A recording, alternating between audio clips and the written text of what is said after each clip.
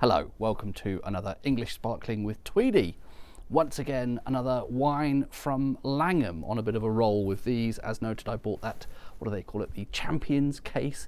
I think it is, as I probably said in a previous video, just every wine they currently sell, but it seems all 6 of them in that mixed case have won at least some sort of award, many of them coming from the recent Wine GB and possibly also last year's Wine GB awards. This is the other of their 2 classic cuvées. One of them that I've already tasted was the Culver, which is Pinot dominant, and this is the natural opposite, I suppose, or dual of that, which is Corallian, I think that's called, Corallian, and this is Chardonnay dominant. The blend here is 70% Chardonnay, 21% Pinot Noir, and just 9% Pinot Meunier. So it's a sort of 70-30 split between Chardonnay and Pinot. It's mostly based on a 2021 vintage. 86% of these grapes come from 2021 and 14% from reserve wines. Presumably that means pre-2021.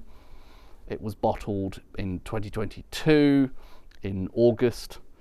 And it's another low dosage wine, slightly higher than the previous 2, but this is 2 grams a litre, which is very much still in extra brut territory. Anything under 6 grams a litre would be extra brut rather than the more familiar brut or brew, depending on how you want to pronounce that. Finally, it has a disgorgement date of September 2024, so it was disgorged just under a year ago, and it has been resting on the cork since then.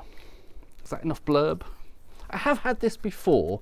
I think I misremembered in that previous video which was the wine that I had bought from, I think I said a wine bar. It's actually a seafood restaurant that serves a few wines near to Hampstead Heath, and I don't think they had stored it particularly well. And then I also had issues with serving temperature, and I was overall a little bit unhappy previously with this wine. Not really Langham's fault, more a case of my fault for being lazy and wanting to drink on the Heath, and possibly you could level a little bit of the blame at that restaurant slash wine bar who I don't think had stored it particularly well. But this has come directly to me from the producer.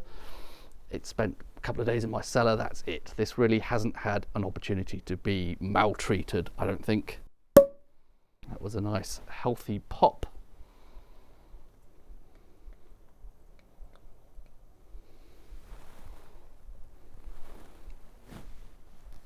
Colour there is perhaps slightly paler than that which we saw with that Culver, the Pinot dominant blend. Sort of a pale gold, essentially. That's what you'd expect for a Chardonnay dominant blend. Before giving it a swish around, I think the first nose there to me is sort of appley. Slightly reminded of apple skin, particularly something like Granny Smith. Granny Smith, or actually maybe even Bramley's. A familiar sort of appley aroma there, and I think there is also something autolytic there, something bready. I did take a quick look at the Wine GB tasting notes from the awards, and they actually talked about almonds. There's a running theme throughout their tasting notes for all of the Langham wines we've seen so far, at least the last 3 that I've opened, of nuts. The YGB, their tasting panel, seem to consistently find sort of nuts in various forms in these Langham wines. I keep saying this probably, but once that idea is put into my mind, I think I can kind of get that, I can detect that. But it's not, I don't think that's an aroma I would normally come up with by myself. It's difficult to say there whether that's sort of suggestive or genuinely there. It's probably there. Okay, let's give this a little bit of a swirl and see how that develops. A tiny bit fresher, tiny bit brighter, tiny bit greener actually. I feel as though there is some citrus character trying to break through there. It's not overtly lemony. Is it somewhere between lemon and lime? There is a greenness to that, and that's probably talking more of apples again, green apples. It's definitely not falling into either of the 2 very typical styles for English Chardonnay dominant sparkling, which tend to be either very appley or very citrus. I think there are elements of both of those, but it's kind of doing something else. It's ploughing its own furrow, which is, you know, not a bad thing. It's not immediately just one of those. Quite Chardonnay character on the palate.